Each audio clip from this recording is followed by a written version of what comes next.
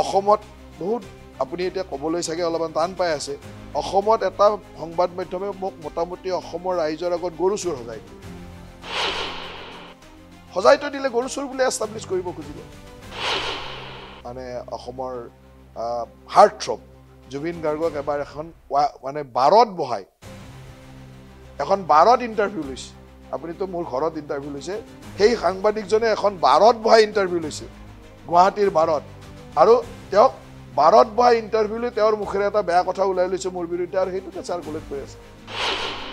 মোৰ স্পষ্টতা কথাটো হ'ল যে তেখেতৰ তেওঁৰ জ্ঞানক আমি শ্ৰদ্ধা কৰোঁ কিন্তু এইটোও ঠিক যে তেখেতক ৰাজনৈতিক কিছু ব্যক্তিয়ে তেখেতক ব্যৱহাৰ যদি কৰি আছে সেই ব্যৱহাৰৰ পৰা তেওঁ কেনেকৈ মুক্ত হ'ব কেনেকৈ তেওঁ নিজৰ মানে এজন জ্ঞানী ব্যক্তিৰ স্থিতিত থাকিব সেইটো তেওঁৰ কাম নমস্কাৰ দ্য ক্ৰছ কাৰেণ্টৰ চিধা কথালৈ মই খগেন কলিতাই আপোনালোক আটাইকে স্বাগতম জনাইছোঁ চিধা কথাত আজি মোৰ অতিথি এগৰাকী ৰাজনৈতিক নেতা ক'ব গ'লে এজন বিতৰ্কিত ৰাজনৈতিক নেতা শাসকীয় ৰাজনৈতিক নেতা তেওঁ অসম মন্ত্ৰীসভাত কেইবাগৰাকীও গুৰুত্বপূৰ্ণ মন্ত্ৰী আছে আৰু কেইবাগৰাকীও মুখ্যমন্ত্ৰীৰ তথাকথিত ঘনিষ্ঠ মন্ত্ৰী আছে কিন্তু এগৰাকী মন্ত্ৰী শেহতীয়াভাৱে বৰ বিতৰ্কলৈ আহিছে জয়ন্ত মল্ল বৰুৱা তেখেতৰ নাম জয়ন্ত মল্ল বৰুৱা ছাত্ৰ জীৱনৰ পৰাই তেখেতে ৰাজনীতিৰ লগত জড়িত হৈছে বিভিন্ন ধৰণৰ ৰাজনৈতিক কাৰ্যকলাপত তেখেত জড়িত হৈ নলবাৰীৰ দৰে এটা সন্মানীয় সমষ্টিৰ পৰা তেখেত দুবাৰকৈ তেখেত বিধায়ক হৈছে আৰু শেহতীয়াভাৱে তেখেতক অসম কেবিনেটত অন্তৰ্ভুক্ত কৰা হৈছে বিভিন্ন বিতৰ্কত সাঙুৰ খাই পৰিছে জয়ন্ত মল্ল বৰুৱাৰ নাম সেইগৰাকী জয়ন্ত মল্ল বৰুৱাকে আমি বিতৰ্ক সন্দৰ্ভত তেখেতক লৈ সৃষ্টি হোৱা বিতৰ্ক সন্দৰ্ভত কিছু প্ৰশ্ন কৰিছিলোঁ সেই প্ৰশ্নসমূহৰ উত্তৰ দিবলৈ কেমেৰাৰ সন্মুখত উত্তৰ দিবলৈ জয়ন্ত মল্ল বৰুৱা সাজু হৈছে জয়ন্ত মল্ল বৰুৱা মই আপোনাক স্বাগতম জনাইছোঁ প্ৰথমতে মই বিশেষ পাতনি নেমেলোঁ মোৰ প্ৰথম প্ৰশ্ন চিধা কথাত জয়ন্ত মল্ল বৰুৱালৈ দ্য ক্ৰছ কাৰেণ্টৰ প্ৰথম প্ৰশ্ন ৰাজনীতিত সততা বুলিলে আপুনি কি বুজে ৰাজনীতিত সততা বুলিলে মই এটা কথাই বুজোঁ যে সৰ্বসাধাৰণ মানুহৰ দুখীয়া মানুহৰ কাৰণে কাম কৰিব লাগে যিটো কামে ৰাষ্ট্ৰখনৰ হিতৰ কাৰণে হয় গতিকে ৰাষ্ট্ৰৰ প্ৰতি সমৰ্পিত মনোভাৱ হৈ দৰিদ্ৰ মানুহ দুখীয়া মানুহৰ কাৰণে প্ৰয়োজনীয় নিডি পিপুল বুলি যাক কয় নিডি মানুহৰ কাৰণে কাম কৰিব লাগে সেইটোৱে সততা সেইটোকে ৰাষ্ট্ৰৰ প্ৰতি সমৰ্পণ আৰু সেই ধৰণে কাম কৰাটোৱে মই সততাৰে কাম কৰা আৰু অত্যন্ত দায়বদ্ধতাৰে কাম কৰা বুলি ভাবোঁ RSSৰ মানুহবোৰে ৰাষ্ট্ৰৰ প্ৰতি সমৰ্পিত হৈ কাম কৰে বিজেপিৰ নেতাসকলে যিসকল ক্ষমতাত নাথাকে তেওঁলোকেও ৰাষ্ট্ৰৰ প্ৰতি সমৰ্পণৰ মনোভাৱেৰেই কাম কৰে আৰু যিসকল শাসক দলৰ নেতা যিসকলে শাসনৰ গাদীত বহে যিসকলে নীতি নিয়ম মানুহে এই আপুনি যি দুখীয়া মানুহৰ কথা ক'লে এই দুখীয়া মানুহে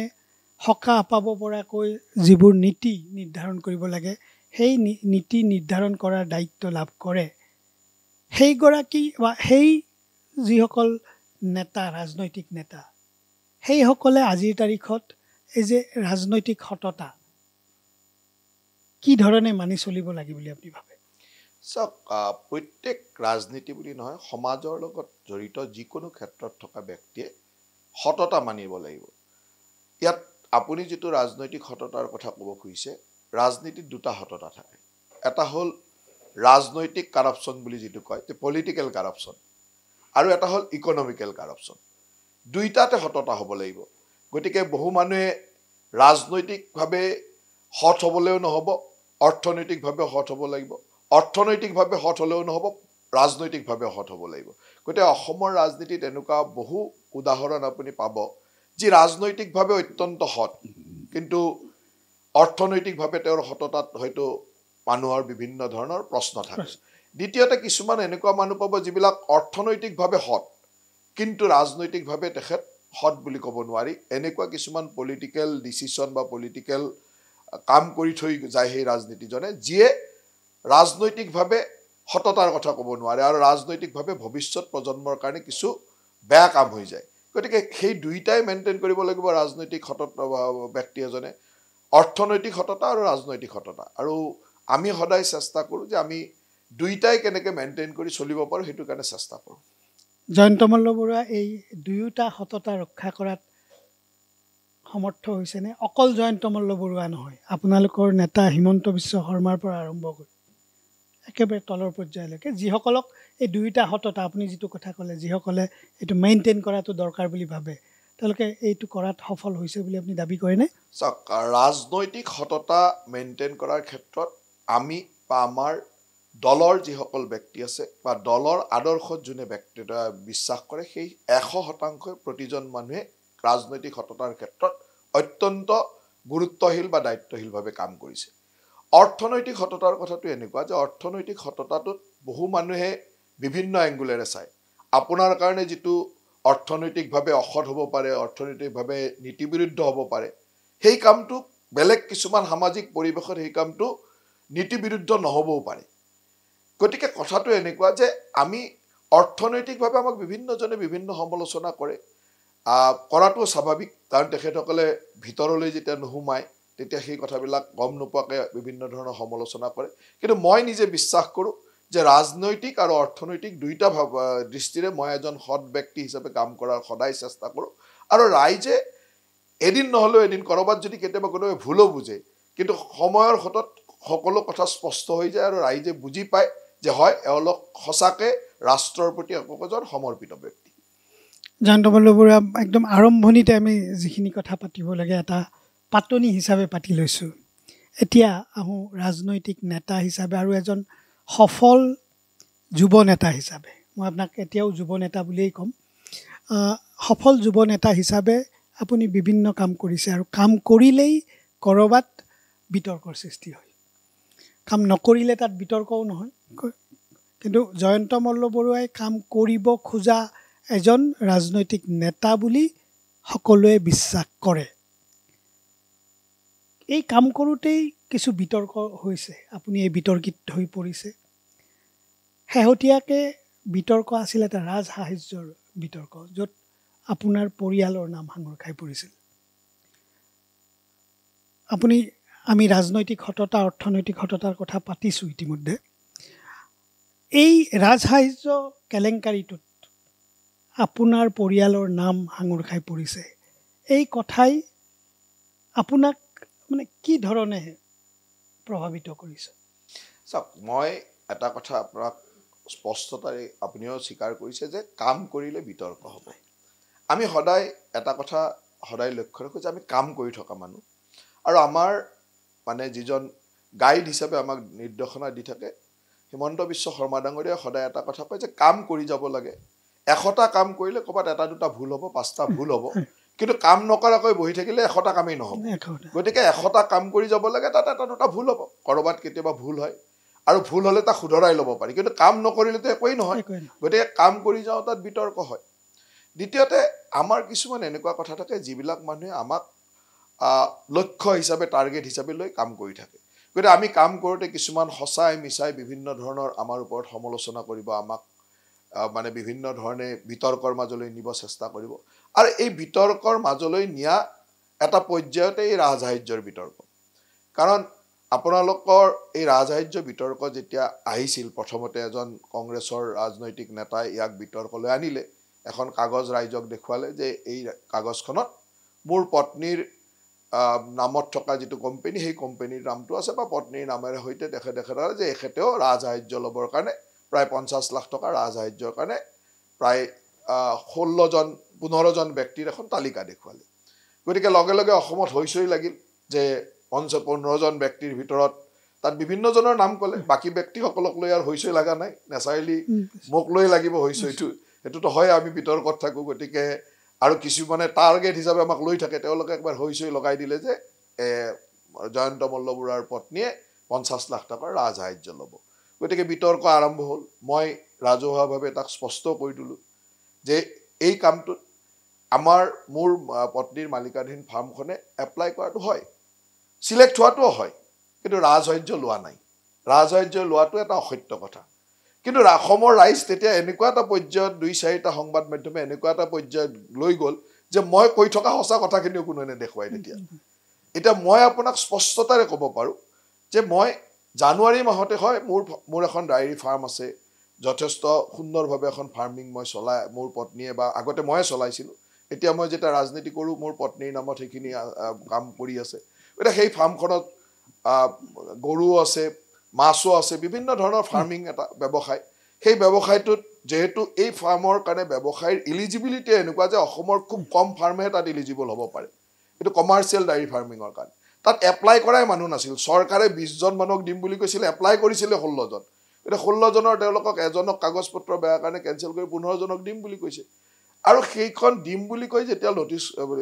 সিলেক্ট লিষ্টখন ওলাই দিলে তেতিয়া মই জানুৱাৰী মাহতে মোৰ ফাৰ্মৰ পৰা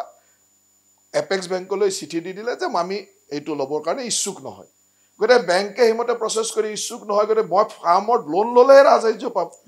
প্ৰথম কথাকে ৰাজসাহায্য পাবৰ কাৰণে প্ৰথম লোন ল'ব লাগিব ইয়াতে ছিষ্টেমটো হ'ল যে মই বেংকৰ পৰা লোন ল'ব লাগিব 40% 30% নিজৰ কণ্ট্ৰিবিউশ্যন 30% ৰাজসাহায্য গতিকে মই যেতিয়া লোনেই নলওঁ বুলি ক'লোঁ লোনটো ল'বলৈ ইচ্ছুক নহয় বুলি ক'লোঁ তেতিয়া আৰু ৰাজসাহায্যৰ কথাটো আহিবই নোৱাৰে কিন্তু কাগজখনত যেহেতু ৰাজসাহায্যৰ লিষ্টখনত মোৰ নামটো থাকিব কাৰণ চিলেকশ্যন মই হৈছোঁ চিলেকশ্যন মোৰ ফাৰ্মখনে হৈছে কিন্তু মই লোৱা নাই কিন্তু মানুহক এটা বিশ্বাস দিবৰ কাৰণেও এনেকুৱা পৰিৱেশেই নাই যে মানুহক ক'লেও সুধিব নোখোজে যে মই পইচাটো লোৱা নাই গতিকে এতিয়া আপুনি আজি ভাল দিনত সুধিছে এতিয়া মানুহবিলাক অলপমান মানে মাৰ্জিত হৈ গৈছে এতিয়া লাহে লাহে সকলো বস্তু এটা পিক টাইম থাকে সেই পিক টাইমত কথাবিলাক ক'লেও মানুহে নলয় মই ভাবোঁ এতিয়া ৰাইজে গম পাব যে মই মোৰ পত্নীয়ে বা মোৰ পত্নীৰ মালিকাধীন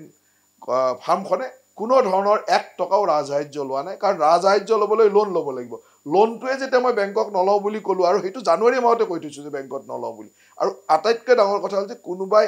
ক'বৰ কাৰণে তাত প্ৰমাণ দিবৰ কাৰণে তাত মই মেইল যোগে কৈ থৈছোঁ ইমেইলত তাৰ ডাটাই আছে যে জানুৱাৰী মাহতে মই ইমেইল কৰি বেংকত কৈ থৈছোঁ যে মই বেংকৰ পৰা হেৰিটো ল'ব নোখোজোঁ মানে বেংক লোনটো ল'ব নোখোজোঁ গতিকে লোন নল'লেতো ৰাজসাহায্য নাপাম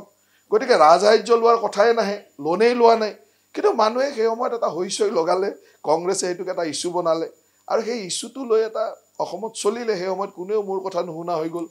ময়ো মনে মনে থাকিলোঁ ৰাজসাহায্য যিটো বিতৰ্ক মই কেলেংকাৰী বুলি ক'ব খোজা নাই বিতৰ্কটোত আপুনি কিন্তু এই যিটো আপোনাৰ শেহতীয়া ষ্টেণ্ড আজি ক'লে যে আপোনালোকে লোৱাই নাই এই কথাটো আপুনি হয়তো সেই সময়তে যেতিয়া তুংগত আছিল বিতৰ্কটো সেই সময়তে ক'লে হয়তো আপুনি যিমানখিনি বদনামী হ'ল সেই সময়ততো মানুহে শুনিবই নোখোজে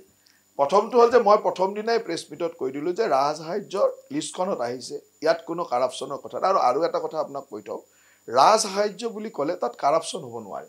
এতিয়া ৰাজসাহায্য কাক দিয়ে মই লোৱা নাই তথাপিতো মই ৰাজসাহায্যৰ কথাখিনি কওঁ যে আজি অসমত ধৰক কোনোবাই এখন হোটেল বনাব কোনোবাই ইণ্ডাষ্ট্ৰি বনাব তেতিয়া আমি কেপিটেল ছাবচিডি দিওঁ 30% 33% কেপিটেল ছাবচিডি দিওঁ সি ধনী হওক দুখীয়া হওক কোনো কথা নাথাকে ইয়াত যদি মানে আটাইতকৈ ভাৰতবৰ্ষৰ ধনী মানুহজনেও ইয়াত এটা ইণ্ডাষ্ট্ৰি কৰিব আহে আজি যে টাটাই ছেমিকণ্ডাক্টৰ বনাইছে তাতো ছাবচিডি পাইছে ইয়াতে কোনোবাই হোটেল বনাইছে টাটাই হোটেল বনাইছে ৰেডিছনে হোটেল বনাইছে অন্যই হোটেল বনাইছে এইবিলাক চবতে ছাবচিডি পাইছে আনকি যিসকল সংবাদ মাধ্যমে আমাক সমালোচনা কৰিলে এই সংবাদ মাধ্যমকেইটাই যেতিয়া নিজৰ সংবাদ মাধ্যমটো এষ্টাব্লিছ কৰিছে নিজৰ বেলেগ বেলেগ এডিশ্যন বনাইছে ডিব্ৰুগড়ত এডিশ্যন অমুকত এডিশ্যন চবতে ৰাজসাহায্য পাইছে সংবাদ মাধ্যমকেইটাও ৰাজসাহায্য পাইছে এজ এ ইণ্ডাষ্ট্ৰি সেইটো ৰাজসাহায্য পোৱাটো কোনো ভুল নহয় যিকেইটা সংবাদ মাধ্যমে মোক লৈ বিৰাট হৈচৈ কৰিলে এই গোটেইকেইটা সংবাদ মাধ্যমটো এষ্টাব্লিছ কৰাৰ সময়ত আমাৰ কেপিটেল ছাবচিডি বা আমাৰ ইণ্ডাষ্ট্ৰি ছাবচিডি পাইছে তাৰ তথ্য সকলোৱে জানে গতিকে ৰাজসাহায্যটো যে ভুল নহয় সেইটো সকলোৱে জানে কেৱল মাত্ৰ এটা ইছ্যু বনাবৰ কাৰণে যেতিয়া ইচ্ছা কৰে তেতিয়া সঁচা কথাটোক দবাই দিয়া হয় আৰু তেতিয়া আপুনি কৈও লাভ নাই মই এইটো কথাই বুজি পাওঁ যে তেতিয়া কৈও লাভ নাই কৈছোঁ মই প্ৰথম দিনাই কৈছোঁ যে মোৰ লিষ্টত নাম অহাটো হয় এইটো কোনো ভুল নহয় তথাপিতো মই চেক কৰি তাৰপিছত যেতিয়া মোক হেৰিৰ পৰা জনাইছে যে আমি সাহায্য লোৱাই নাই বেংক লোনে লোৱা নাই সাহায্য কেনেকৈ পাম কাৰণ বেংক লোন ল'লেহে সাহায্যটো আহিব গতিকে এই ধৰণৰ কথাটো হৈছে কেতিয়াবা আপোনাৰ কথা কোৱাৰ পৰিৱেশে নোহোৱা কৰি দিয়ে আৰু মই ভাবোঁ যে সেই সময়ত মোৰ বিৰুদ্ধে এনেকুৱা এটা ধৰণৰ হৈচৈ কৰা হ'ল যে এটাৰ পিছত এটা আৰু হয়তো ময়ো বেছি আক্ৰমণাত্মক হৈ দুই এজন মানুহৰ বিষয়ে ক'লোঁ যি কথাটো কোৱাৰ কাৰণে তেওঁলোকে আৰু বেছি এগ্ৰেছিভ হৈ লাগিলে গতিকে কথাটো এইটোৱে যে মই এটা কথা বিশ্বাস কৰোঁ যে মই কাৰোবাক সমালোচনা কৰাৰ আগতে মইনো কি সেইটো এবাৰ এনালিচিছ কৰিব লাগে মই সেই কথাটোৱে মানুহক সোঁৱৰাই দিছিলোঁ যে যিসকলে মোক সমালোচনা কৰিছে তেওঁলোকনো কি তেওঁলোক কি এবাৰ নিজক সমালোচনা কৰি পেলাই বেলেগক সমালোচনা কৰক মোক ক'বলগীয়া একো নাই কিন্তু তেওঁ নিজকে আত্মসমালোচনা নকৰাকৈ সমালোচনা কৰিলে কিন্তু মই তেওঁলোকক সোঁৱৰাই দিছিলোঁ সেই সোঁৱৰাই দিওঁতে এনেকুৱা এটা হৈচৈ হ'ল যে এই হৈচৈটোত মোৰ সঁচা কথাটো দবাই দিয়া হ'ল জয়ন্ত মল্ল বৰুৱা ডাঙৰীয়া আপুনি নলবাৰীৰ পৰা আহিছে নলবাৰী এখন কৃষি প্ৰধান জিলা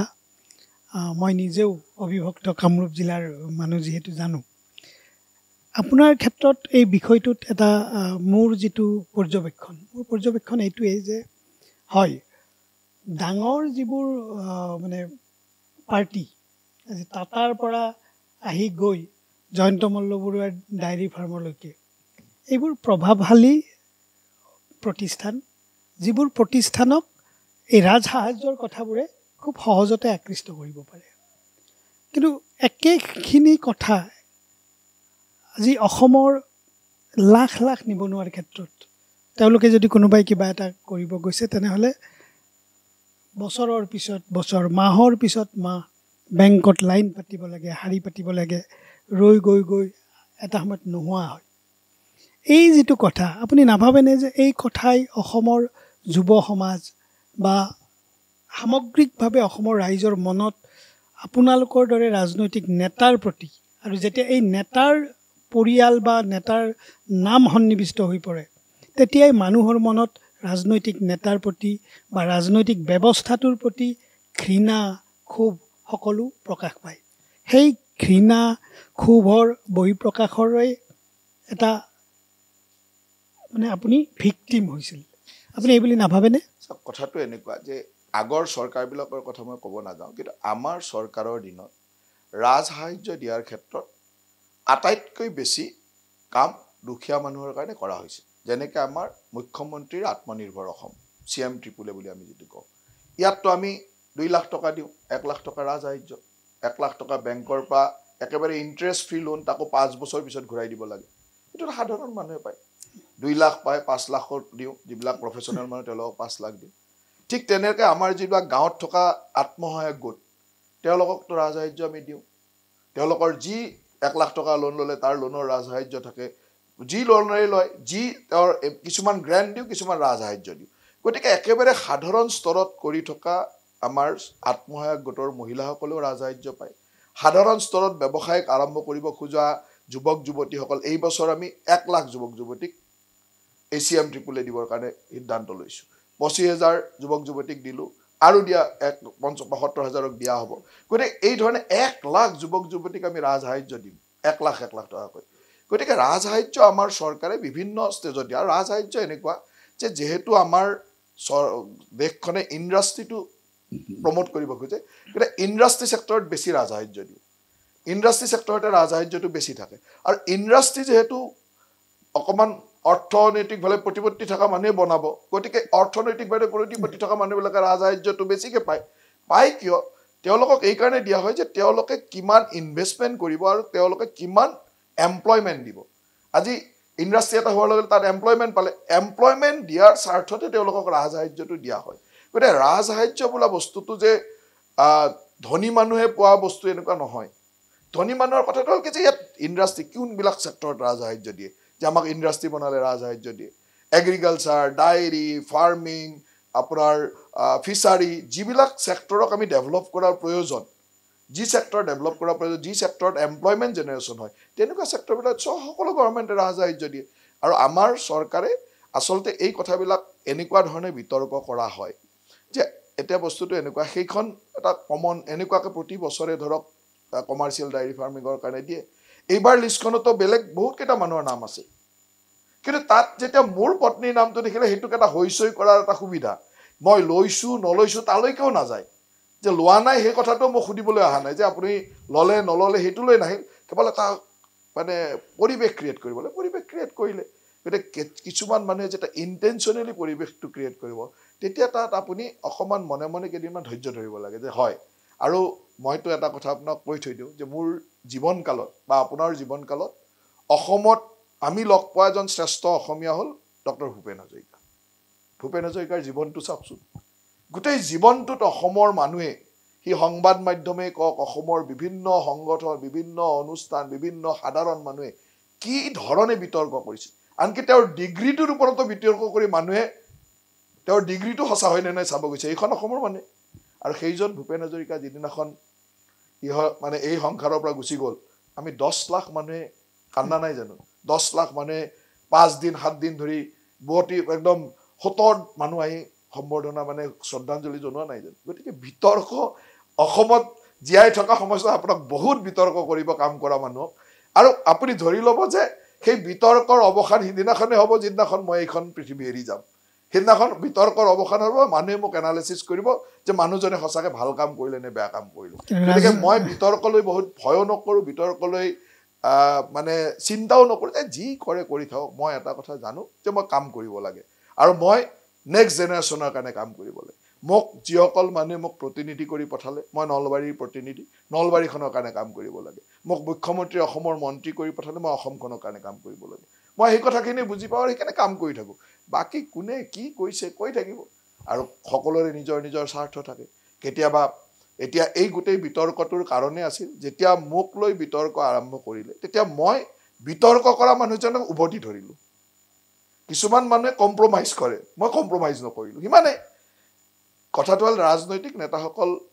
সাধাৰণতে কি হয় আমাৰো বহুত ভুল ত্ৰুটি থাকে গতিকে লগে লগে আমি ব' ডাউন হৈ কম্প্ৰমাইজ কৰি দিওঁ আৰু কিছুমান মানুহে এই কম্প্ৰমাইজটোকে বিচাৰে মই অলপ স্পষ্টবাদী মানুহ মোক কেতিয়াবা বেলেগ কিছুমান মোৰ শুভাকাংক্ষীয়ে কয় যে ইমান ৰাজনীতি কৰা মানুহে ইমান ষ্ট্ৰেইট ফৰৱাৰ্ড কথা ক'ব নালাগে এনেকৈ বিতৰ্ক কৰিব নালাগে কয় কিন্তু মোৰ যিটো জন্মগত স্বভাৱ সেইটো আছে গতিকে মই অলপমান উভতি ধৰিলোঁ স্পষ্ট ভাষাৰে তেওঁলোকৰো কিছু কথা কৈ দিলোঁ যিটোৱে এনেকুৱা পৰ্যায়লৈ লৈ গ'ল তেওঁলোকে এটা পাৰ্চনেল লেভেলত লৈ গ'ল আৰু পাৰ্চনেল লেভেলত চলাই দিলে চলিলে কিছুদিন চলিলে এতিয়া আকৌ লাহে লাহে নোহোৱা হ'ব এতিয়া মই কামেৰে সেই কথাটো ৰিকভাৰী কৰিব লাগিব আৰু মোৰ কাৰণে কেতিয়াবা মই ভাল বুলিয়ে ভাবোঁ যে হয় মই আৰু বেছি কাম কৰিব লাগিব যাতে মানুহক মোৰ প্ৰতি থকা কিবা নিগেটিভ ধাৰণা যিটো তাত নোহোৱা কৰিব লাগিব জয়ন্ত মল্ল বৰুৱাৰ সফলতা বা বিফলতা বা ৰাজনৈতিক নেতাৰ সফলতা বিফলতা বা চৰকাৰখনৰ সফলতা বিফলতা মই ভাবোঁ বীৰবলৰ সেই ৰেখাডালৰ দৰে আপুনি সেইডালক একো কাম নকৰাকৈয়ে দীঘল কৰি দিলে আপোনাৰ আগৰডাল চুটি হৈ যাব বা আগৰডাল প্ৰথমডালৰ তলত আপুনি যদি চুটি কৰি দিয়ে আপোনাৰডাল ডাঙৰ হৈ যাব এতিয়া অসমৰ বা আমাৰ দেশৰ সামাজিক অৰ্থনৈতিক অৱস্থাটোৱেই এনেকুৱা যে এখন চৰকাৰে আগৰ চৰকাৰখনে সেইটো একো কৰা নাই পিছৰ চৰকাৰখনে 100জন মানুহক চাকৰি দিলে আগৰখনে সেইটো এটা মানুহকো দিয়া নাই পিছৰখনে 100জনক দিলে কিন্তু তেতিয়াও দেখিব আপুনি 10,000জনৰ চাকৰি দিবলৈ বাকী আছে য'ৰ পৰাই আচলতে এই ধৰণৰ সমস্যাবোৰ হৈছে আৰু সেইবাবেই ৰাজনৈতিক নেতাক আমি খুৰৰ হাকুত খোজ কঢ়া একোজন মানে মানুহ বুলি ধৰি লওঁ এতিয়া মই স্বাভাৱিকতে আপুনি মন্ত্ৰী আপোনাৰ কাম কাজেৰেই আপোনাক আমি পৰ্যালোচনা কৰিম আপুনি অসমৰ এটা গুৰুত্বপূৰ্ণ বিভাগৰ মন্ত্ৰী এয়া হ'ল জনস্বাস্থ্য কাৰিকৰী বিভাগ জনস্বাস্থ্য কাৰিকৰী বিভাগটোৰ অন্য বহুত কাম আছে তাৰ ভিতৰত মই এই কথাটো আপোনালোকৰ ওপৰত আহেনে নাহে নাজানো যে পাৰ্থেনিয়ামৰ পৰা যিটো এটা বেমাৰ এটা হয় আৰু পানীত থাকে এইটো বেমাৰ অসমৰ প্ৰায় প্ৰতিখন জিলাত ক'ৰবাত নহয় ক'ৰবাত অকণমান কম ক'ৰবাত অলপ বেছি তেনেকুৱা প্ৰাদুৰ্ভাৱটো সাংঘাতিক আনকি গুৱাহাটী মেট্ৰ' মহানগৰ জিলাতেই এই বেমাৰটোৰ প্ৰাদুৰ্ভাৱ অত্যন্ত ভয়াৱহ যাৰ ফলত হাত ভৰি ফুলি যায় ডিঙি ফুলে এনেধৰণৰ মই কাৰ্বি আংলঙত দেখিছোঁ যে মানুহ খোজ কাঢ়িব নোৱাৰা একদম হেৰি হৈছে আপোনালোকে কি ব্যৱস্থা লৈছে আপোনাৰ ডিপাৰ্টমেণ্টে আপুনি যিটো কৈছে এইটো ডাইৰেক্টলি PHC নহয় মানে হেল্থৰ লগতো জড়িত মই আপোনাক কথাটো কওঁ যে আমাৰ জনস্বাস্থ্য কাৰিকৰী বিভাগৰ মেইন কামটো হ'ল যে আমি সাধাৰণ মানুহক বিশুদ্ধ খোৱা পানী দিব লাগে আৰু খোৱা পানীৰ পৰা আটাইতকৈ বেছি বেমাৰ আজাৰ হয় গতিকে অসমৰ বিভিন্ন ঠাইত কৰবাত আইৰন থাকিব কৰবাত ফ্লৰাইড থাকিব কৰবাত বেলেগ বেলেগ বিভিন্ন ধৰণৰ মানে দূষিত বস্তু মই যেটো আপোনাক বেমাৰৰ কথা যে ফ্লৰাইড গতিকে এই ফ্লৰাইড থাকিব বিভিন্ন ধৰণৰ হেৰি থাকিব এইটোৰ কাৰণে আমাৰ আজিকালি বিভিন্ন ধৰণৰ ট্ৰিটমেন্ট প্ল্যান ওলাইছে আৰু এই কথাবিলাকৰ কাৰণে গোটেই ভাৰতবৰ্ষতে মোদী ডাঙৰীয়াই জল জীৱন মিছন আৰম্ভ কৰিছিল গ্ৰাম্যাঞ্চলত জল জীৱন মিছন আৰু চহৰাঞ্চলত অমৃত মিছন এই গ্ৰাম্যাঞ্চলত জল জীৱন মিছনৰ দ্বাৰা আমি যাতে বিশুদ্ধ খোৱা পানী দিব পাৰো এই কামটো আমি আৰম্ভ কৰিছিলো আৰু এই কামটো আৰম্ভ কৰোতে আমাৰ অসমত আমি ম্যাক্সিমাম ঠাইতে আমি বোৰিং অয়েল বা ভূগৰ্ভৰ পানীটো ব্যৱহাৰ কৰিছো যত ৰিভাৰ সোৰ্স পাইছো তাত ৰিভাৰ সোৰ্স কৰিছো কৰবাত স্প্ৰিং সোৰ্স হৈছে ন্যাচাৰাল সোৰ্স কিছুমান লগাইছো তেনেকৈ আমি অসমত কৰাৰ কাৰণটো এইটো যে বিশুদ্ধ খোৱা পানী যাতে দিব পাৰো এনেকুৱা ফ্লৰাইড থকা ঠাইবিলাকতো আমি বহুত দূৰৰ ঠাইৰ পৰা আমি পানী কেৰি কৰি আনি বা পাইপলাইন বহাই আনি পেলাই দিছো আৰু সেই কাৰণে আজি অসমত আপুনি আচৰিত হ'ব যেতিয়া আমি জল জীৱন মিছন আৰম্ভ কৰিছিলো 2019 চনৰ 26 জানুৱাৰী তেতিয়া প্ৰধানমন্ত্ৰী যেতিয়া এই ঘোষণাটো কৰিছিল যে আমাৰ জল জীৱন মিছন আৰম্ভ তেতিয়া অসমত টেপ যোগে খোৱা পানীৰ সংখ্যা আছিল মাত্ৰ 1.5% 1.5% মানুহে টেপ যোগে খোৱা পানী পাইছিল এই 1.5%ৰ পৰা 82% আমি জল জীৱন মিছনৰে দিছো স্বাধীনতাৰ 70টা বছৰত 1.5%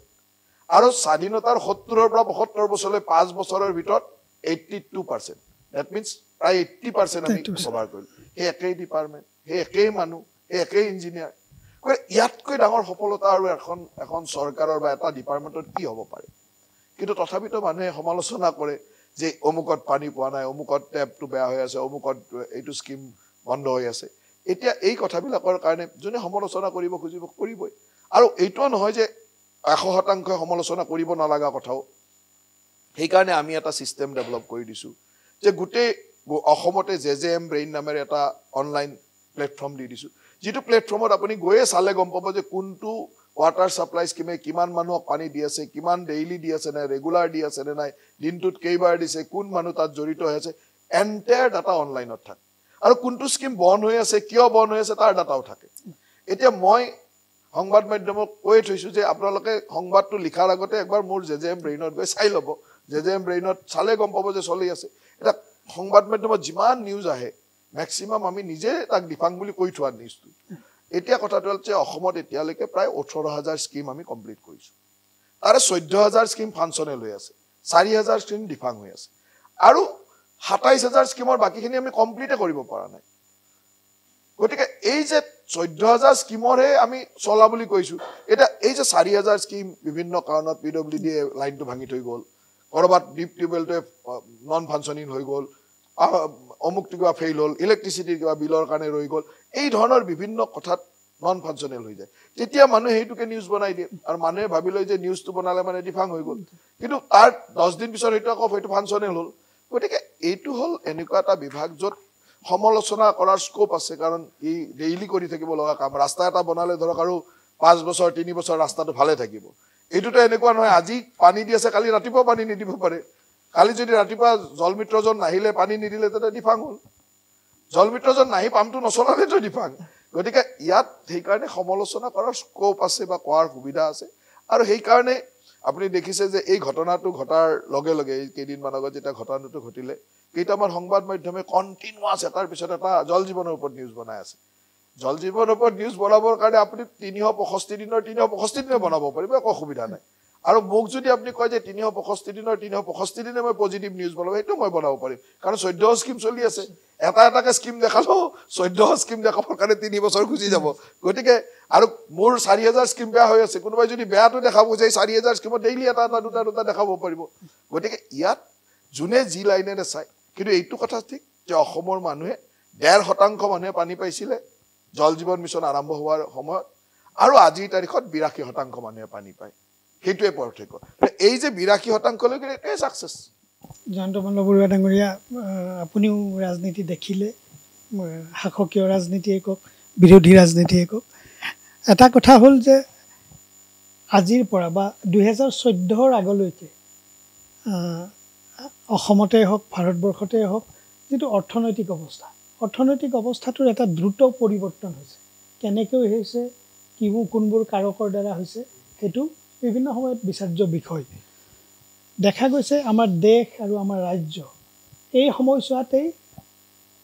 সৰ্বাধিক মানে ঋণ ল'ব লগা হৈছে সেইটো এটা অন্য প্ৰসংগ মই সেইটোলৈ কোনো প্ৰশ্ন কৰিব খোজা নাই মোৰ প্ৰশ্নটো হ'ল যে 2019ত কেন্দ্ৰীয় চৰকাৰে গ্ৰহণ কৰা জল জীৱন মিছনৰ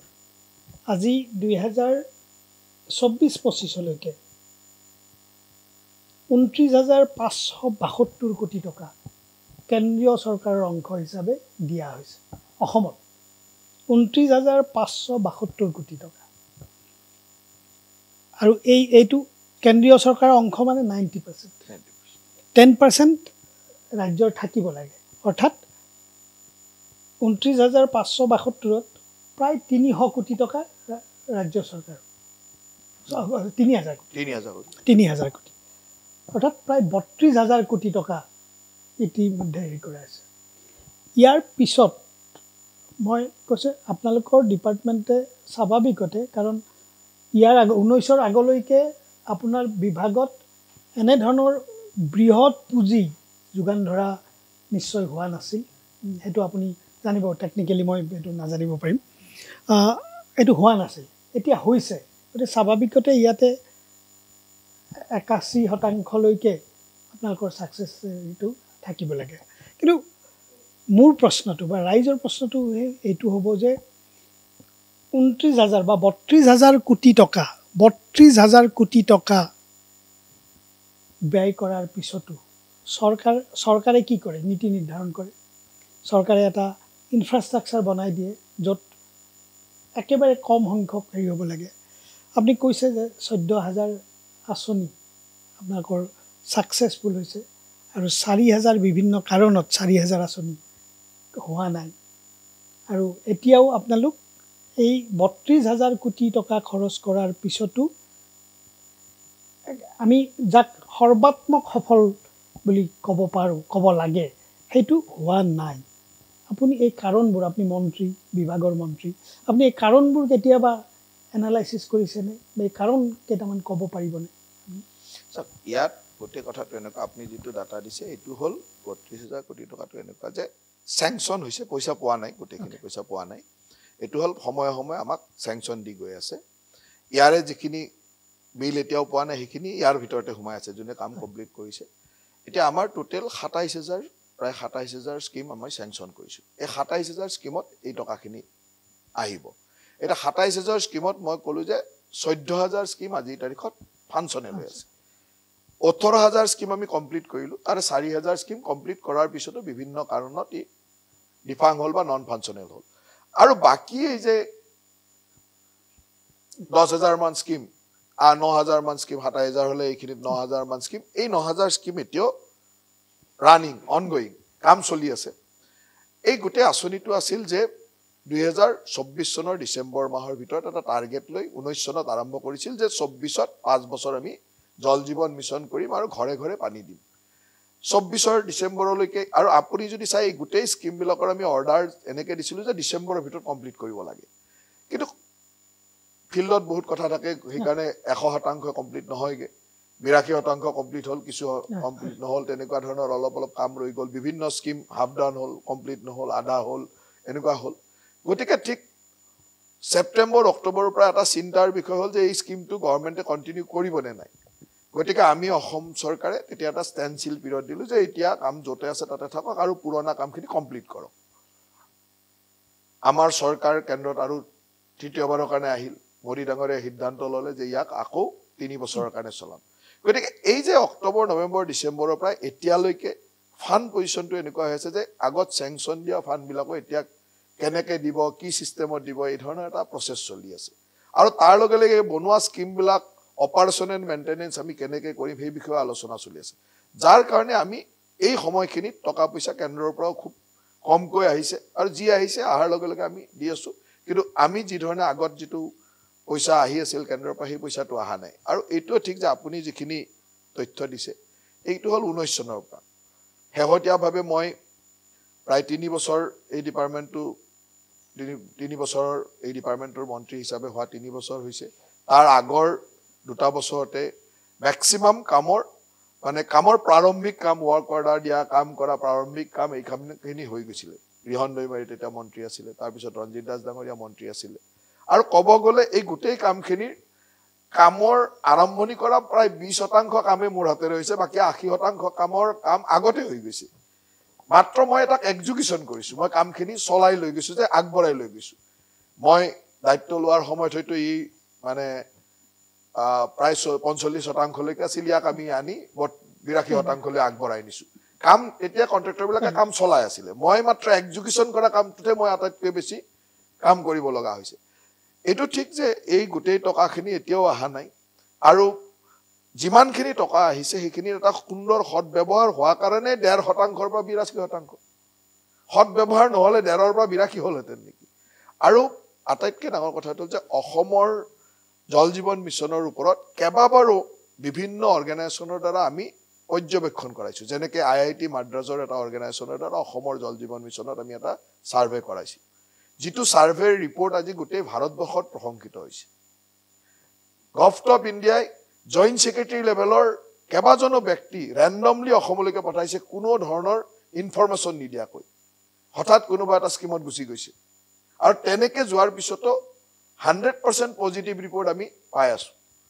গতিকে আমাৰ অসমৰ জল জীৱন মিছনৰ এটা সফলতা আনকি অসমৰ জল জীৱন মিছনৰ জলদূত কাৰ্যসূচী জলহালা কাৰ্যসূচী আমি যিবিলাক কাৰ্যসূচী স্কুলত লৈছিলো ট্ৰেইনিং প্ৰগ্ৰাম হিচাপে লৈছিলো এইবিলাক গোটেই ভাৰতবৰ্ষতে সমাদৃত হৈছে CBSE আমি লোৱা জলহালা কাৰ্যসূচী CBSE ইমপ্লিমেন্ট হৈছে গতিকে আমি কৰা জল কাৰ্যসূচীৰ কাৰণে আমাৰ জল জীৱন মিছনৰ MDA গৈ বাহিৰত এৱাৰ্ড লৈ আহিছে কিন্তু অসমৰ মানুহে এই কথাবিলাক এনেকৈ সদায় কথাটো কৈ থাকে যে অসমৰ জল জীৱন মিছনত এইটো হৈছে আচলতে ভাৰতবৰ্ষৰ অন্যান্য ৰাজ্যৰ তুলনাত অসমত জল জীৱন মিছন যথেষ্ট সফল কিন্তু এইটো কথাও ঠিক যে মই ক'লোৱে যে 18000 স্কিমৰ 4000 আজি বন্ধ হৈ আছে 14000 চলি আছে গতিকে ইয়াত কথাটো এনেকুৱা যে আজি চলি থকা স্কিম কালি বন্ধ হৈ যাব পাৰে সেইকাৰণে ইয়াত আপুনি সফলতাটো এনেকুৱা যে ONM অপাৰেশনাল মেইনটেনেন্সটো আমি ইমান ধুনীয়াকৈ চলাব লাগিব যেটো কেন্দ্ৰ চৰকাৰে এতিয়া আটাইতকৈ গুৰুত্ব দিছে কেন্দ্ৰ চৰকাৰে সেই কথাবিলাকৰে ডিসকাশন এতিয়া চলি আছে যে ONM পলিসি কি হ'ব আমি কেনেকৈ ONM কৰিম এতিয়া কেন্দ্ৰ চৰকাৰৰ গোটেই ব্যৱস্থাটো আছিল যে আমি ইউজাৰ্স গ্ৰুপ কৰিব লাগে জল মিত্ৰসকলক এংগেজ কৰি তেওঁলোকৰ দ্বাৰা প্ৰত্যেক মানুহে নিজে মাহত এটা কন্ট্ৰিবিউশন কৰিব লাগে সেই পইচাৰে গোটেই স্কিমটো ৰানিং কৰি ৰাখিব লাগে আৰু অনাৰশিপটো এই যে স্কিম বিলাক বনালে স্কিম বিলাক PHCৰ অনাৰশিপ নহয় বনাই উঠি আমি মানে PNRD দিব লাগে PNRD মানে গাঁৱৰ মানুহক জমা দিব লাগে মানে গাঁৱৰ যেটো পঞ্চায়ত ব্যৱস্থা এই পঞ্চায়ত ব্যৱস্থাৰ লগত জড়িত কৰি তেওঁলোকক আমি গাঁৱৰ সাধাৰণ মানুহ এখন ইউজাৰ্স কমিটি বনাই গোটেই স্কিমটোৱে তেওঁলোকক হ্যান্ডওভাৰ কৰিব লাগে এটা তেওঁলোকৰ প্ৰপাৰ্টি আমি কেৱল বনাই দিয়া আৰু ফাংচনেল কৰি দিয়া কামটো আমাৰ বা টেকনিক্যাল সাপোৰ্ট লাগিলে পিছত আমি দিয়া কামটো কিন্তু অসমতো সেই ব্যৱস্থাটো কাৰণ অসমৰ মানুহৰ পানী ইমান সহজলভ্য বহু ঠাইত এই সহজলভ্য ঠাইবিলাকত মানুহে টকা পইচা দি পানী কিনিবৰ কাৰণে অকমান টান পায় বা মানুহৰ ইনভলভমেন্টটো যেতে ঘৰতে এটা টিউবেল বহালে এটা ঠেলা মাৰিলে পানী ওলাই যায় মানুহৰ সেই অসুবিধাটো আছে কিন্তু যত পানীৰ বহুত ক্ৰাইসিস আছে এইবিলাকত খুব সাকসেসফুল হৈছে যেনেকৈ আপুনি ওদালগুৰি পানেৰী এই পাৰ্টটোত খুব সাকসেসফুল হৈছে মানুহে তাত একোটা ইউজাৰ্স কমিটিয়ে তেওঁলোকৰ ফান্ড পজিশনে ইমান ধুনীয়া বহুত অসমৰ বহুত ইউজাৰ্স কমিটিয়ে খুব সুন্দৰভাৱে কালেকচন কৰি ধুন্দৰকৈ চলাই আছে যত পানীৰ ক্ৰাইসিস আছে যত পানী এভেইলেবল তাত মানুহৰ মানে সেই সচেতনতাৰ অলপ অভাৱ আছে আমি চেষ্টা চলাই আছো এতিয়া মই কৈছো যে খুব মিনিমাম মাহত 30 টকাকে লওক এটা মানুহৰ ডেইলি 1 টকাটো দিব নোৱাৰা কোনো কথা নাই 30 টকাকে লওক মানুহৰ এটা মানে জড়িত কৰক এই ধৰণৰ কিছুমান নতুন নতুন চিন্তা আমি কৰি ৰাইজক কৈ আছো মই ভাবো যে ইয়াক সাকসেসফুল কৰিবৰ কাৰণে আৰু কষ্ট কৰিব লাগিব ফাংচনেল কৰি ৰাখিব কাৰণে মই ভাবো যে এনে ধৰণৰ যিবোৰ কথা যত মানুহক সৰ্বসাধাৰণ ৰাইজৰ অংশগ্ৰহণটো জৰুৰী আৰু সৰ্বসাধাৰণ ৰাইজৰ অংশগ্ৰহণেই এনে ধৰণৰ আঁচনিসমূহক সফলতা প্ৰদান কৰে মন্ত্ৰী ডাঙৰীয়া আপুনি সুন্দৰকৈ গোটেই পৰিস্থিতিটো ব্যাখ্যা কৰিছে কিন্তু একে সময়তে এটা আজিৰ দিনটোতো মই আজি আপোনাৰ সাক্ষাৎ গ্ৰহণ কৰি থকা সময়তো অসমৰ কেবাখনো জিলাত জল জীৱন মিছনত কাম কৰা ঠিকাদাৰসকলে আজি আন্দোলন কৰিছে আপুনি এই কথাটো জানে তেওঁলোকৰ নোপোৱাৰ অভিযোগটোতো আছেই দুখ বেদনাৰ লগতে তেওঁলোকৰ আন এটা গুৰুত্বপূৰ্ণ অভিযোগ সেয়া হ'ল যে মন্ত্ৰীৰ ঘনিষ্ঠ বা মন্ত্ৰীৰ জনা শুনা আপুনি যি বুলিয়ে নকওক সেইসকল মানুহে কিন্তু এনেকুৱা এটা ব্যৱস্থাৰ মাজতো কিন্তু তেওঁলোকে পাবলগীয়া পইচাবোৰ পাইছে বাকী যিখিনি সাধাৰণ ঠিকাদাৰ তেওঁলোকে এই পইচাবোৰ পোৱা নাই এই ব্যৱস্থাটোৱেই বাৰু তেওঁলোকক অধিক আপোনালোকৰ এই ধৰণৰ যিটো কিছুমানক দি কিছুমানক নিদিয়া এই কথাটোৱে গোটেইখিনি ঠিকাদাৰক অসন্তুষ্ট আৰু ক্ষুব্ধ কৰি নুতুলিবনে এই কথাটো এটা ভুল ব্যাখ্যা মই আপোনাক একবাৰ স্পষ্টভাৱে কওঁ যেতিয়া আমাৰ যোনে বিল আনিছে তাকে আমি পইচা দি আছো এটোত কোনো যেতিয়া কেন্দ্ৰ চৰকাৰৰ পৰা টকা আহাৰ ব্যৱস্থাটো অলপ কমি গ'ল এতিয়াতো অহা নাই যেতিয়া কমি গ'ল তেতিয়া আমি ইভিন এনেকুৱাকে আমি পইচা দিছো যে অল কন্ট্ৰাক্টৰক 10% যাৰ যিমান বিল আছে অল কন্ট্ৰাক্টৰক 10% আৰু কোনোবাই এই কথাবিলাক কিয় কয় যে কোনোবা আমি যেনেকে ধৰক মাল্টি মানে আমাৰ যিটো এমবিএছ বুলি কওঁ মানে আমাৰ যিবিলাক ডাঙৰ ডাঙৰ মাল্টি ভিলেজ স্কিম বুলি কওঁ যিবিলাক মাল্টি ভিলেজ স্কিম তাত আমি যিটো ডাঙৰ স্কিম এবাৰ মাল্টি ভিলেজ স্কিমবিলাকক আমি অলপমান পইচা বেছি দিছিলোঁ কিয় সেই স্কিমবিলাক নহ'লে চলাব নোৱাৰে তাক বাদ দি আমি 100% মানুহক 10%কে পইচা দিওঁ একে ইকুৱেল পইচা দিওঁ কত মই যেতিয়া ডিভিজনত এটা পইচা পঠাওঁ ডিভিজনত সেইটো একদম 100% বোলে ইমান বিল আছে পইচা ইমান আহিছে গতিকে পইচা 10% দিব পাৰোঁ সকলোকে 10% দি দিয়ক ডিভিজনবিলাকে তেনেকৈ পইচা দিয়ে গতিকে মই নাভাবোঁ এতিয়া মই আপোনাক কওঁ এটা সংবাদ মাধ্যমে যি সময়ত মোৰ এই বিতৰ্কটো চলি আছিল সেই বিতৰ্কৰ সময়ত এটা সংবাদ মাধ্যমে দেখুৱাই দিলে মোৰে এজন কাজিন ব্ৰাদাৰ তেওঁ সৰু কাম কৰে জল জীৱন মিছনত বহুত ডাঙৰ কামো নকৰে তেওঁ সৰু কাম এটা কৰি এই জল জীৱন মিছনত 87 লাখনো কি টকা গতিকে তেওঁ কাম কৰিছে ৰেগুলাৰ কাম কৰি পইচা লৈ গৈছে এটা সিদিনাখন তেওঁ মোক ফোন কৰি সুধিছে যে মোক চেনেলত আৰু নামটো মল্ল বৰুৱা গতিকে মল্ল বৰুৱা লিখি দেখুৱাই দিছে যে তাৰ 87 কৰ'ছ লৈ গ'ল কৈছে মোৰ 87 কৰ'ছ পালেতো মই বেলেগ ঘটনা হৈ গ'ল এতিয়া থি লৈ গৈছে 87 লাখ 87 লাখ নিয়া মানুহটোক এটা তাক মল্ল বৰুৱা দেখা পায় সি মোৰ কাজিন ব্ৰাদাৰ গতিকে মল্ল বৰুৱা দেখা পায় এটা চেনেলে বজাই দিলে যে 87 লাখ তাক দি দিলে 87 কৰ'ছ তাক দি দিলে এটা মই নিজে জানো সি 87 লাখ তাৰ কাম কৰি পেলাই বিল পাইছে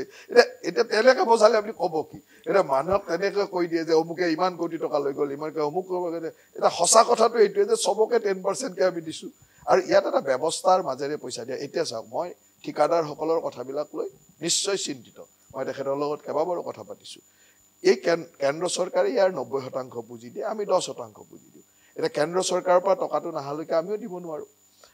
আৰু এতিয়া ইয়াৰ সিস্টেমটো এনেকুৱা লাহে লাহে এতিয়া মানে এছএনএছ স্পৰ্টছ হ'ব ডাইৰেক্ট একাউণ্টত গুচি যাব হেৰি ঠিকাদাৰবিলাকৰ এই সিস্টেমটো ডেভেলপ কৰি আছে আৰু তাৰ লগে লগে ঠিকাদাৰসকলক যেতিয়া আমি পইচা এই সময়ত দিব পৰা নাই তেতিয়া আমি নিজে মই কেবিনেটত আনি তেওঁলোকৰ পাৰফৰ্মেন্স গ্যাৰান্টি ৰিলিজ কৰি দিয়াৰ মই ডিচিশ্যন লৈছো এতিয়া তেওঁলোকৰ যোনে যি ডিপজিট মানে পাৰফৰ্মেন্স গ্যাৰান্টি কাৰণ তেওঁলোকে কাম কৰি তো ইতিমধ্যে আমাৰ ওচৰত লাইবিলিটি আছে গতিকে তেওঁলোকৰ পাৰফৰ্মেন্স গ্যাৰান্টিটো আমি নাৰাখিলেও হয় ফাইনেন্সৰ পৰা তাৰ কাৰণে জাষ্টিফিকেশ্যন লৈ মই দি পেলাই যে এইটো পাৰফৰ্মেন্স গ্যাৰান্টি ঘূৰাই দিয়ক তেওঁলোকৰ কাম কৰা পইচাটো আমাৰ লগত আছে তেওঁলোকে বিলে পাব আছে গতিকে তেওঁলোকক যাতে অলপ ৰেহাই হয় আৰু এই কথাটোতে প্ৰায় 1500 কোটি টকা ৰিলিজ হৈ যাব 1500 কোটি টকাটো যাৰ যিমান পাৰফৰ্মেন্স গ্যাৰান্টি আছে সেইটো পাব এতিয়া কোনোবা ডাঙৰ ঠিকাদাৰে ধৰক পাৰফৰ্মেন্স গ্যাৰান্টি তাৰ 3 কোটি টকা আছে সি 3 কোটি লৈ যাব কোনোবা পাৰফৰ্মেন্স গ্যাৰান্টি 10 লাখ টকা আছে এতিয়া কোনোবাই যদি কয় যে 3 কোটি দিলে কিয় তাক 10 লাখ কিয় দিলে তাৰ যিমান কাম আছে তাৰ এগেইনষ্টত পাৰফৰ্মেন্স গ্যাৰান্টি আছে এটা পাৰফৰ্মেন্স গ্যাৰান্টিখিনিও ৰিলিজ কৰি দিব দিছো গতিকে এনেকুৱা ধৰণে চাওক মানুহে সমালোচনা যেতিয়া কৰে তেনেকুৱা সমালোচনা অজস্ৰ কৰে আৰু মই এটা কথা জানো যে আমাৰ চৰকাৰখনৰ বিশেষকৈ মুখ্যমন্ত্ৰী হিমন্ত বিশ্ব শৰ্মা ডাঙৰীয়াক সমালোচনা কৰা এচাম মানুহ আছে চৰকাৰখনক আৰু মুখ্যমন্ত্ৰী ডাঙৰীয়াক আৰু মুখ্যমন্ত্ৰী ডাঙৰীয়াক যোনে সমালোচনা কৰিব বিচাৰে তেওঁলোকে আমাক অকমান সফট টাৰ্গেট হিচাপে লয় জয়ন্ত মল্ল বৰুৱা তেওঁলোকৰ কাৰণে সফট টাৰ্গেট গতিকে আমাক সমালোচনা কৰি ভাল কৰি থাকে আৰু আমি সেইকাৰণে বহুত বেছি গুৰুত্ব দিয়ে এতিয়া চাওক অসমত বহুত আপুনি এতিয়া ক'বলৈ চাগে অলপমান টান পাই আছে অসমত এটা সংবাদ মাধ্যমে মোক মোটামুটি অসমৰ ৰাইজৰ আগত গৰু চুৰ সজাইতো দিলে গৰু চুৰ বুলি এষ্টাব্লিছ কৰিব খুজিলে কিন্তু সেই একেখন লিষ্টতে 10 জন মানুহ বা 10-12 জন মানুহে সকলে পইচা দি গৰু কিনি নিছে একজন মানুহে মই 13,20,000 টকা দি এটা গৰুক 66,000 টকা দি কিনি নিছো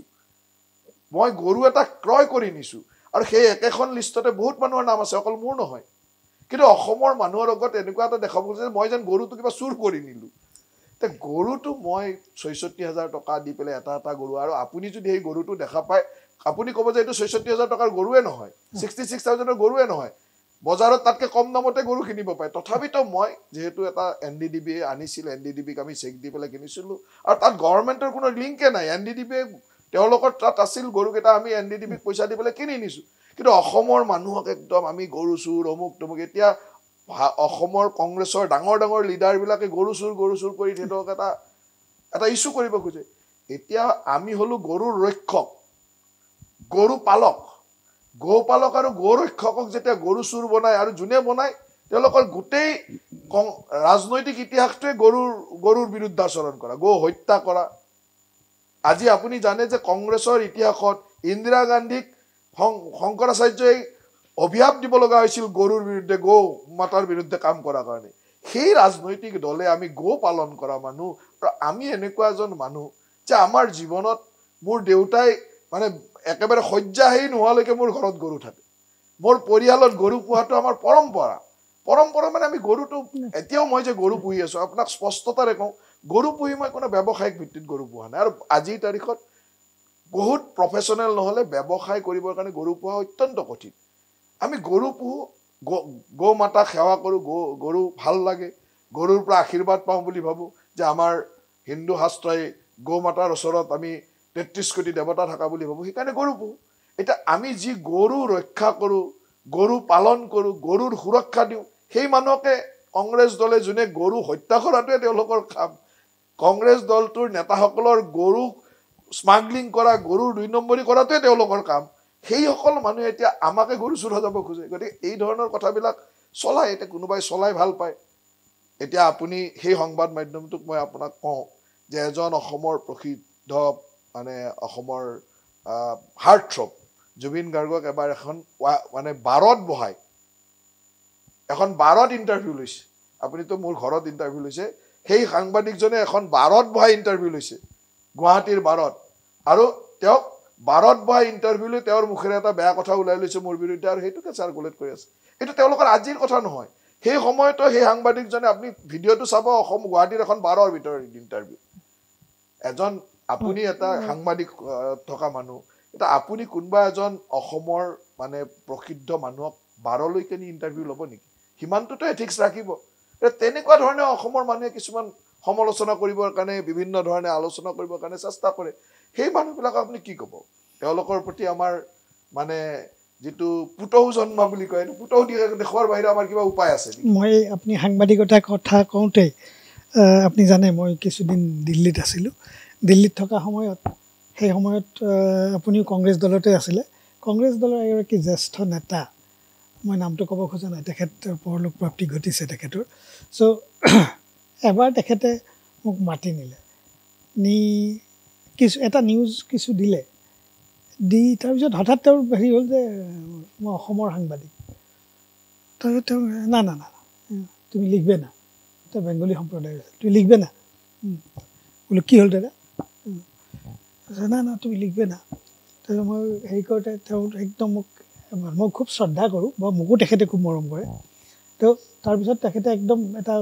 এক প্ৰকাৰ চিঞৰ মাৰি মোক কৈছে, তোমরা গাঞ্জা খেয়ে নিউজ লিখো, তোমরা গাঞ্জা খেয়ে নিউজ লিখো, তো লিখবে না। বাছ, মানে মই আপোনাক এই আজিৰ চিটুৱেশ্যনত আপুনি যিখিনি কথা কৈছে সেই কথাটোৱে এতিয়া এইটো ঠিক। আপোনাক মই এইটো ক'ম যে আমি কেতিয়াবা কাৰোবাক সমালোচনা কৰিলেও বা কিবা ক'লেও, এইটো কথা সংবাদ সেৱাৰ মানুহৰ প্ৰতি আমাৰ এটা বেলেগ ধৰণৰ শ্ৰদ্ধা আছে। এইকাৰণে যে মোৰ পৰিয়ালটো সাংবাদিকৰ পৰিয়াল। মোৰ দেউতাই জীৱনত ২২ বছৰ কাল দৈনিক অসমত সাংবাদিকতা কৰিছে। মোৰ খুৰা এজন আজিও মানে দৈনিক অসমৰ বা অসমৰ এজন প্ৰসিদ্ধ ফটোগ্ৰাফাৰ। মোৰ ঘৰৰ পৰিয়াল পৰিৱেশ এইবিলাক, মোৰ দাদা এজন এতিয়া সাংবাদিক হিচাপে কাম কৰে। গতিকে আমি মোটামুটি সাংবাদিকৰ এটা ছিষ্টেমত আমি থাকোঁ। গতিকে সংবাদ সেৱাৰ প্ৰতি আমাৰ শ্ৰদ্ধা থাকে। আৰু দেখি অহা সংবাদ সেৱাটো আমি সৰুৰ পৰা ঘৰত দেখি আহিছোঁ, ৰাইজৰ মাজত দেখি আহিছোঁ। ইমান বেছি অধপতন দেখিলে কেতিয়াবা গাটো লাগে, আৰু সেইকাৰণে স্পষ্টতাৰে কথা কৈও দিওঁ। কৈ দিলে মানুহে আজিকালিতো মানুহে কোনো বেয়া কথা শুনিব নোখোজে আমাৰ মুখেৰে বেয়া কথা শুনিলে তাক আৰু প্ৰতিক্ৰিয়া কৰিবই গতিকে এই কথাবিলাক হ'ল এনেকুৱা ক্ৰিয়া প্ৰতিক্ৰিয়া মই কোৱা কথা এটাৰ প্ৰতিক্ৰিয়া হয় আৰু এই প্ৰতিক্ৰিয়া ক্ৰিয়াবিলাক যেতিয়া চলি থাকে ৰাইজৰ মাজত কিছুমান বুজাব নোৱাৰা পৰিৱেশ হৈ থাকে তেতিয়া ৰাইজে এটা ঢৌত চলি থাকে আৰু তেতিয়া সময়ৰ কাৰণে ৰখিব লাগে যে হয় বিজেপি দলে ঢৌ সৃষ্টিত খুব অৰিহণা যোগায় চাওক বিজেপি দল বুলি নহয় অসম বা ভাৰতবৰ্ষত এনেকুৱা ধৰণৰ পলিটিকেল মঞ্চবিলাকত বিভিন্ন ধৰণৰ সোধ ঢৌ ইছ্যু থাকিবই এতিয়া কথাটো হ'ল যে ইয়াত কিছুমান এনেকুৱা ব্যৱস্থা কৰা হয় অসমত বিভিন্ন সময়ত যিবিলাক আচলতে অসমীয়া জাতি বা অসমৰ মানে কাৰণে সেইটো কোনো উপকাৰী নহয় তেনেকুৱা কাম কৰা হয় এতিয়া সেইটোকে আমি সেন্সেশন বুলি কৰি থাকোঁ এতিয়া আপুনি অসমৰ সংবাদ মাধ্যমত ৰাতিপুৱাৰ পৰা গধূলিলৈকে এনেকুৱা কিছুমান নিউজ দেখি থাকিব যিবিলাক চাই মানুহে মনোৰঞ্জন লয় কিন্তু সেই নিউজটোৱে সমাজত ক্ষতি কৰে বা সমাজৰ কোনো লাভ নকৰে আপুনিও জানে মইও জানো কিন্তু সেই নিউজটো চলে বেছি গতিকে চলাই থাকে এতিয়া আপুনি আপোনাৰ এথিক্সত ভাবিব পাৰে যে নাই এনেকুৱা নিউজ চলাই মই সমাজৰ ক্ষতি নকৰোঁ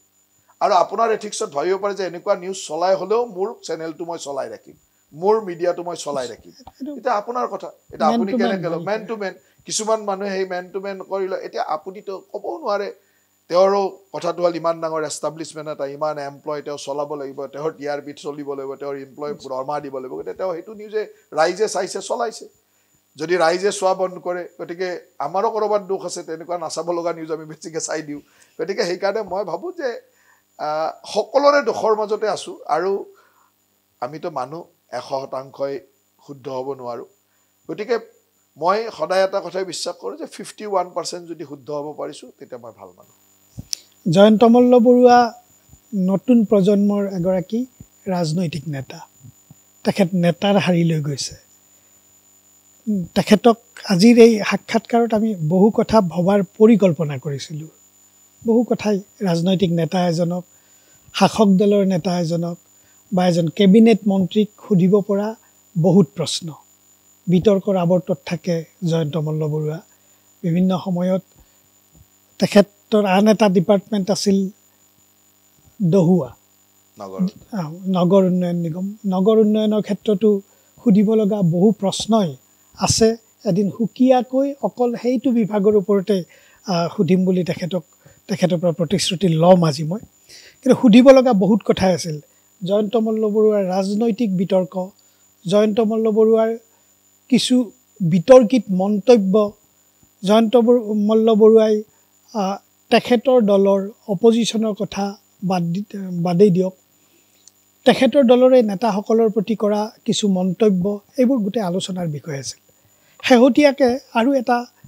বিতৰ্ক যিটো বিতৰ্কই জয়ন্ত মল্ল বৰুৱাক অসমৰ বৈদিক সমাজৰ পৰা কিছু দূৰলৈ ঠেলি পঠিয়াইছে সেয়া হ'ল অসমৰ এগৰাকী বিশেষ জাগ্ৰত বিবেক বুলি আমি যাক অনুভৱ কৰোঁ অন্ততঃ আমি কৰোঁ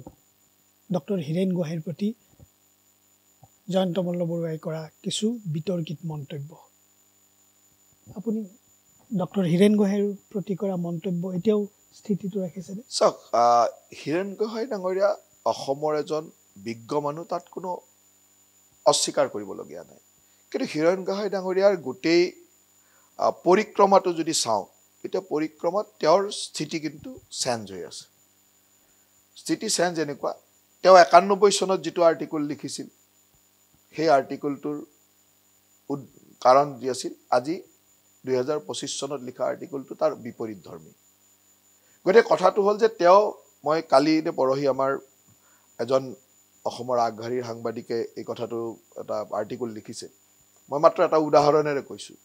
যে সেইজন হীৰেণ গোহাঁইয়ে এটা সময়ত অসমত হিন্দু শৰণাৰ্থী হিন্দু বঙালী শৰণাৰ্থীৰ বিষয়ে 100% তেখেতসকলৰ ওপৰত ছাপোৰ্টত ডাঙৰ আৰ্টিকল লিখা উদাহৰণ আছে কিন্তু মই আপোনাক এইখিনিতে এটা কথা কৈছোঁ সেই একেই মানুহজনে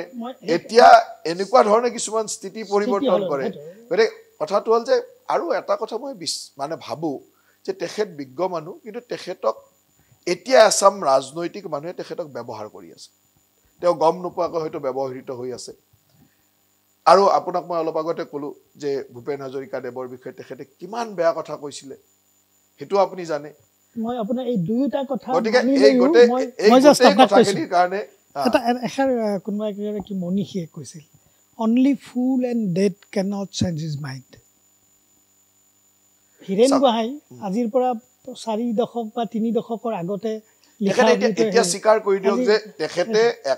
90 দশকত লিখা কথাবিলাক ভুল আছিল অসম আন্দোলন 90 দশকৰ কথাবিলাক তেখেতৰ ভুল আছিল সলনি হৈছে সেই কথাবিলাক তেখেতে কৈ আছে আৰু এইটো একেবাৰে এটা শুদ্ধ কথা যে only fool and dead only অকল মৃত আৰু মূৰ্খ মানুহে নিজৰ সিদ্ধান্ত সলনি কৰিব নোৱাৰে only fool and dead can not change his mind মই এই কথাটোৱে কৈ সেইকাৰণে মই ভাবোঁ যে আপোনালোকে হীৰেণ গোহাঁইক 90 চনত কিবা এটা কৈছিল আৰু আজি 90 চনৰ পৰিৱেশ আৰু আজিৰ পৰিৱেশৰ মাজত আকাশ পাতাল পাৰ্থক্য গতিকে এতিয়া মই কথাটো হ'ল যে মোৰ দৃষ্টিটো এনেকুৱা যে মই তেখেতৰ বিজ্ঞতা তেখেতৰ জ্ঞানৰ ওপৰত কেতিয়াও কোৱেশ্যন নকৰোঁ কিন্তু সেইজন মানুহে যেতিয়া 90 দশকত ৰাইজে বেলেগ কথা এটা কৈ আছিল তেতিয়া তেওঁ ৰাইজৰ বিপক্ষে এটা বেলেগ কথা কৈছিল এতিয়াৰ পাব্লিকে যিটো কথা কৈছে এতিয়াৰ 2025ত তেওঁ ৰাইজৰ বিপক্ষে আৰু এটা বেলেগ কথা কৈছে এটা তেওঁৰ কোনটো কথা শুদ্ধ অসমৰ আটাইতকৈ নমস্য ব্যক্তি ভূপেন হাজৰিকাৰ ওপৰত তেওঁ কিমান বেয়াকৈ কথা এটা কৈ থৈ গৈছে সেইটোও তেওঁ কৈছে গতিকে মই নকওঁ যে তেখেতে একেবাৰে চব কথাই শুদ্ধ সেইকাৰণে মোৰ স্পষ্টতা কথাটো হ'ল যে তেখেতৰ তেওঁৰ জ্ঞানক আমি শ্ৰদ্ধা কৰোঁ কিন্তু এইটোও ঠিক যে তেখেতক ৰাজনৈতিক কিছু ব্যক্তিয়ে তেখেতক ব্যৱহাৰ যদি কৰি আছে সেই ব্যৱহাৰৰ পৰা তেওঁ কেনেকৈ মুক্ত হ'ব কেনেকৈ তেওঁ নিজৰ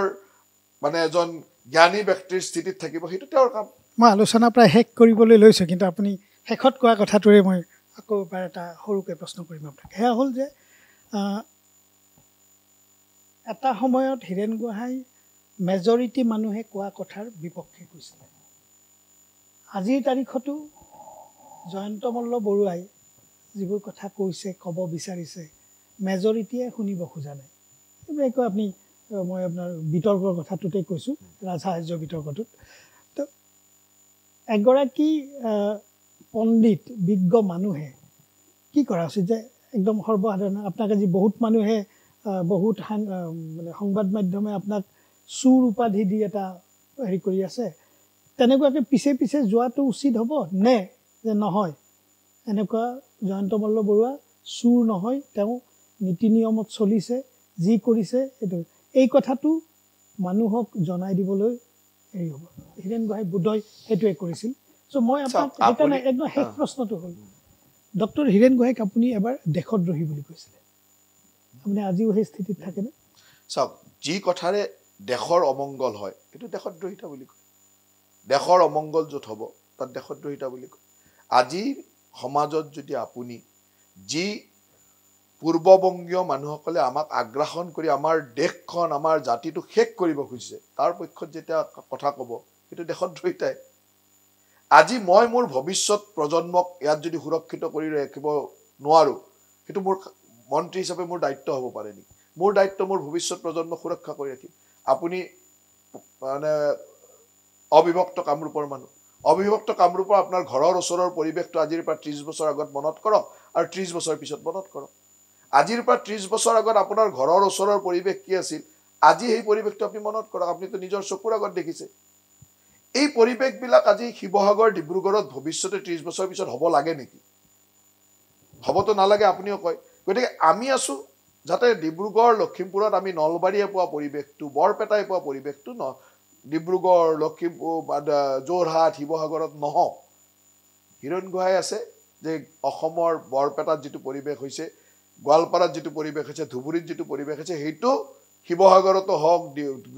ডিব্ৰুগড়তো হওক যোৰহাটো হওক তেওঁ তেনে তাৰ পক্ষত আছে এইটো দেশদ্ৰোহিতা নহয় নেকি এইটো দেশদ্ৰোহিতা অসমৰ এগৰাকী জ্যেষ্ঠ কেবিনেট মন্ত্ৰী জয়ন্ত মল্ল বৰুৱাই 90 দশকৰ পৰাই ৰাজনীতি কৰিছে শেহতীয়াভাৱে তেখেত ডক্টৰ হিমন্ত বিশ্ব শৰ্মা নেতৃত্বাধীন মন্ত্ৰীসভাৰ এগৰাকী জ্যেষ্ঠ কেবিনেট মন্ত্ৰী বিভিন্ন সময়ত বিভিন্ন বিতৰ্কিত মন্তব্যৰে তেখেতে বাতৰিৰ শিৰোনাম দখল কৰি আহিছে এতিয়াও কৰি আহিছে আৰু জয়ন্ত মল্ল বৰুৱাৰ আটাইতকৈ ডাঙৰ অস্ত্ৰই কওক বা দুৰ্বলতাই কওক সেয়া হ'ল তেওঁৰ মুখখন এই মুখৰ কথাৰেই তেওঁ বিভিন্ন সময়ত বিপদত পৰিছে আৰু এই মুখৰ কথাৰেই তেওঁ বিভিন্ন বিপদৰ পৰা উদ্ধাৰো পাইছে জয়ন্ত মল্ল বৰুৱাই কি কৈছে আজিৰ এই আমাৰ দ্য ক্ৰছ কাৰেণ্টৰ সাক্ষাৎকাৰত সেই কথাখিনি আমাৰ দৰ্শক ৰাইজে আপোনাক মই শেষত এইটো কথা কওঁ আজি আপুনিতো আজি অন্তত মোৰ পৰা স্পষ্টতা ল'লে যে এই গোটেই ব্যৱস্থাটোত যিমান বিতৰ্ক ওলালে যে মই মোৰ পত্নীয়ে ৰাজসাহায্য ল'লে এইটো এটা মিছা কথা ঠিক তেনেকৈ মই গৰু চুৰ কৰিলোঁ